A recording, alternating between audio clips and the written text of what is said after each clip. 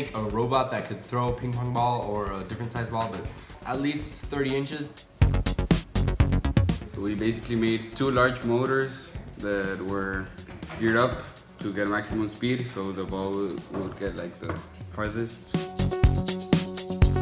The main idea of the project was to build what is called a Fetchbot.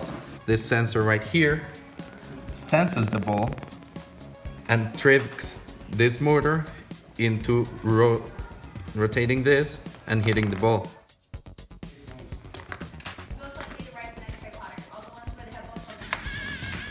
The dog places the ball into the machine and then it launches the ball.